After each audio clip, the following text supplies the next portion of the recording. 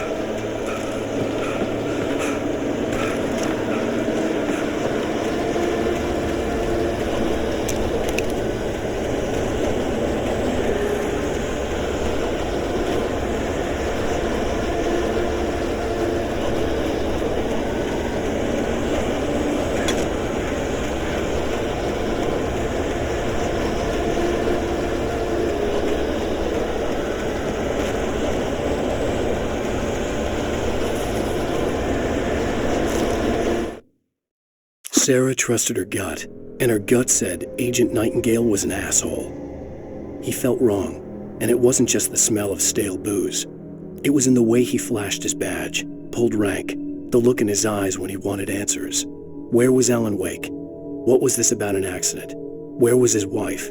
And most importantly, why did she let Wake go? He wouldn't answer her questions. Federal business was all he'd say.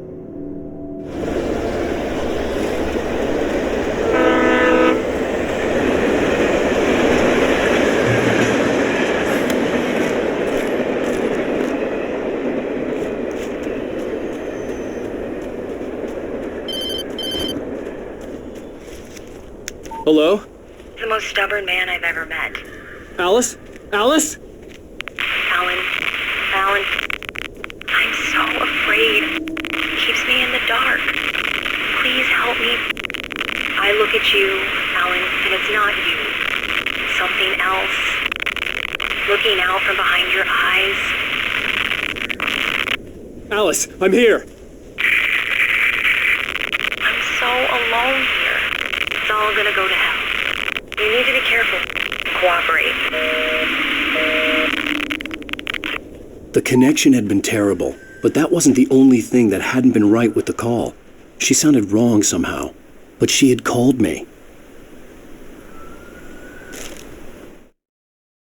The pipe wrenched itself loose from the bridge's steel framework. Wrapped in darkness, it floated in midair, twitching. For a moment, I didn't understand what I was looking at. The heavy object lurched at me with impossible force. I threw myself out of the way, but just barely. When I turned my flashlight on it, it shook in a dark rage before it flew at me again.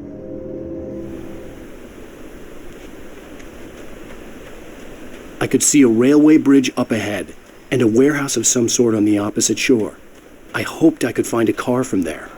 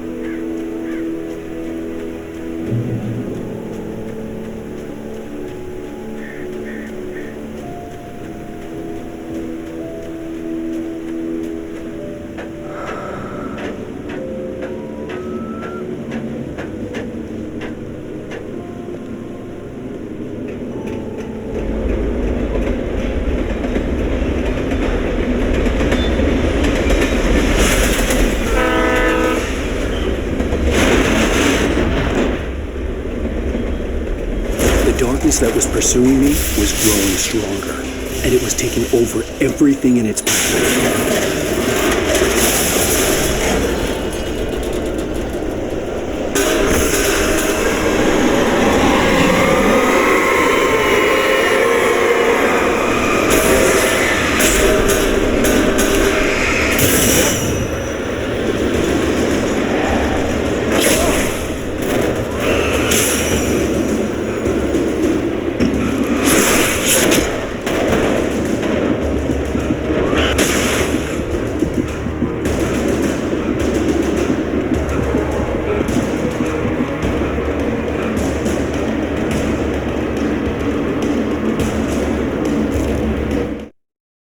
I slammed the door shut right in his smug face.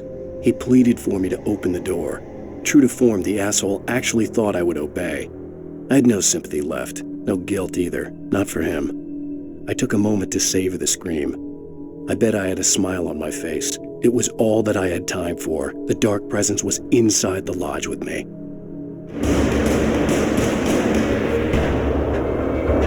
As a teenager, just starting to get interested in writing, Stephen King had been a source of inspiration to me. I thought about all the inanimate objects that had come to life in his books. No one is safe in a good horror story. Certainly not the protagonist. That's what makes them fun. This was anything but. The darkness could possess anything, and it was getting closer.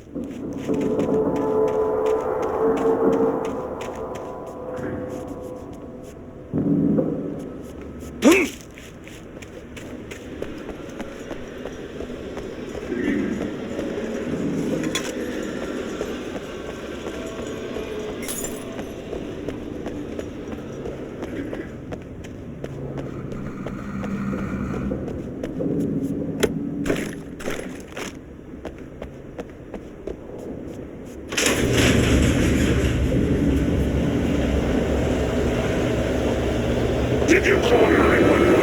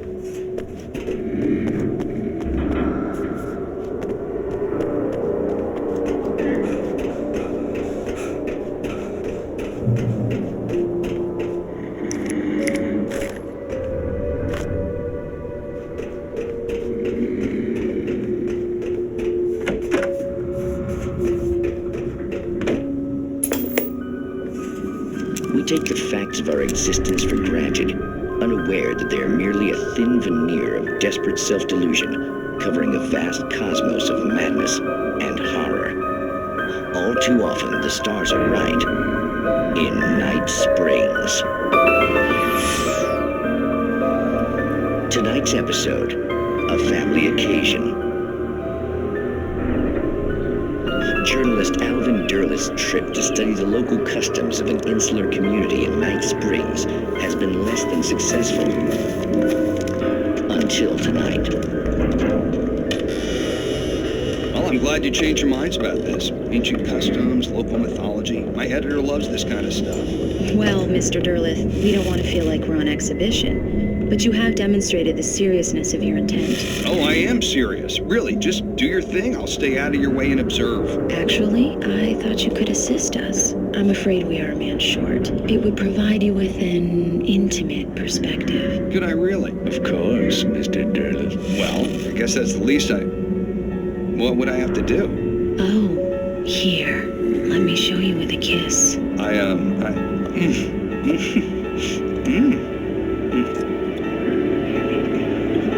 did you...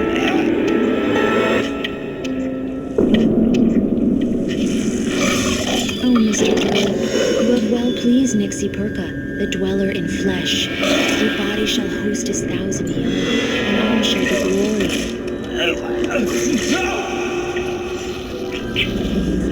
Shh, darling, be calm. Shh. Alvin Derleth learned a harsh lesson. If you go looking for mythology, it may come looking for you. And such quests always bear fruit. In Night Springs.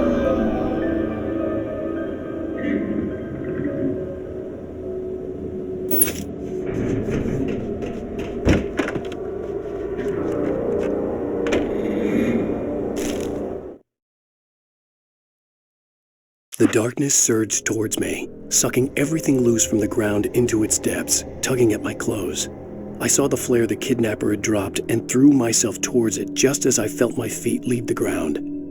The darkness embraced me with the force of a tornado. Somehow I managed to light the flare. The darkness roared and cast me away. I fell toward the dark waters of the lake far below.